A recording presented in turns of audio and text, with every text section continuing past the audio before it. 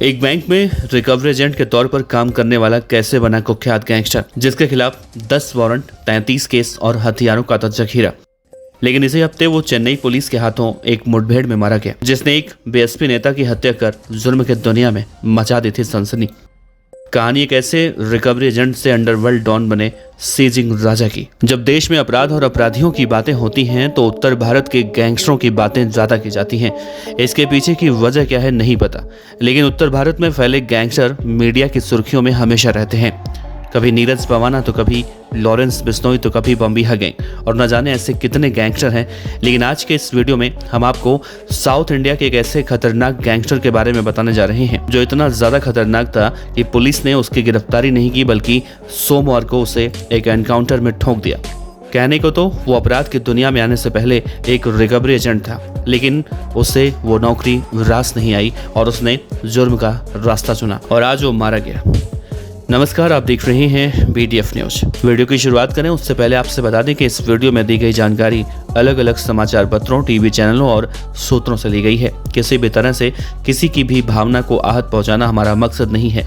तो आइए बिना देर करते इस वीडियो की शुरुआत करते हैं। प्राइवेट बैंक के लिए गाड़ियों की रिकवरी करने वाला एक मामूली एजेंट कुछ साल पहले तक जिसे कोई नहीं जानता था, वो देखते ही देखते जो चेन्नई अंडरवर्ल्ड में A+ कैटेगरी का राउडी बन गया। इसी सोमवार की सुबह इस राउडी हिस्ट्री शीटर और उसके जुर्म की 30 से ज्यादा वारदातों में शामिल गैंगस्टर सीजिंग राजा को पुलिस ने एक एनकाउंटर में मार गिराया। तमिलनाडु बीएसपी अध्यक्ष की हत्या के मामले में उसकी कई महीनों से तलाश थी। गैंगस्टर सीजिंग राजा की तलाश में आंध्र प्रदेश की पुलिस लंबे वक्त से थी। एक दिन पहले ही पुलिस ने उसके ठिकाने से उसे गिरफ्तार किया था। उसके हथियारों के जखीरे को बरामद करने के लिए सोमवार सुबह पुलिस उसे एक ठिकाने पर लेकर पहुंची। यहाँ सीजिंग राजा ने भागने की कोशिश की और पुलिस के ऑफिसरों के ऊपर गोलियां भी चला दी। जवाबी कार्रवाई में पुलिस ने उसे ढेर कर दिया। आखिर ये गैंगस्टर सीजिंग राजा कौन था? दरअसल सीजिंग राजा का असली नाम एन राजा था और 3-4 साल पहले तक वो एक निजी बैंक के लिए रिकवरी एजेंट के तौर पर काम करता था। उसका काम था उन गाड़ियों की रिकवरी करना जो लोन पर ली जाती थी और जिनके मालिक समय पर बैंक की किस्त नहीं भर पाते थे। इसी दौरान एन राजा की मुलाकात कुछ ऐसे लोगों से हुई जो जुर्म के दुनिया से जुड़े हुए थे और उसने भी इस राह पर अपने कदम रख दिए। एन राजा चूंकि डिफॉल्टरों से गाड़ियों को जब्त करवाता था, इसीलिए उसका नाम सीजिंग राजा पड़ गया और बाद में चेन्नई अंडरवर्ल्ड में इसी नाम से कुख्यात हो गया। छोटे मोटे क्राइम के बाद उसने अपनी एक गैंग बनाई और धीरे धीरे कई शहरों में अपना नेटवर्क खड़ा कर दिया। कुछ वक्त बाद सीजिंग राजा रियल एस्टेट के बिजनेस में भी उतर गया। पावर बढ़ी तो उसने कंगारू कोर्ट के जरिए अपने तरीकों से लोगों के विवाद सुलझाने का काम भी शुरू कर दिया।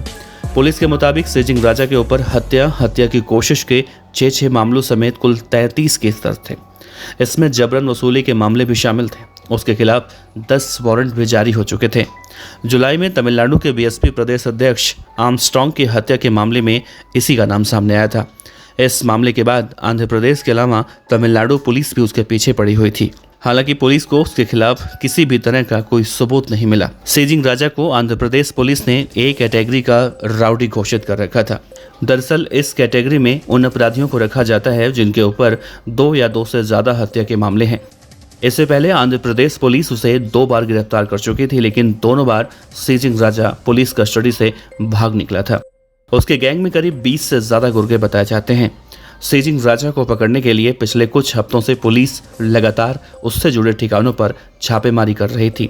शहर में कई जगह उसके तस्वीरों वाले पोस्टर भी लगाए गए थे। रविवार शाम को खुफिया सूत्रों से पुलिस को उसके नए ठिकानों के बारे में मालूम चला और जाल बिछाकर गैंगस्टर सीजिंग राजा को गिरफ्तार कर लिया गया था। पूछताछ में उसने पुलिस को अपने हथियारों के एक जखीरे के बारे में बताया और सोमवार सुबह इसी को बरामद करने के लिए पुलिस उसे लेकर गई थी, जहां उसने मौका देखकर पुलिस के ऊपर फायरिंग करनी शुरू कर दी, जिसके जवाब में पुलिस ने उसे एनकाउंटर में मार दिया।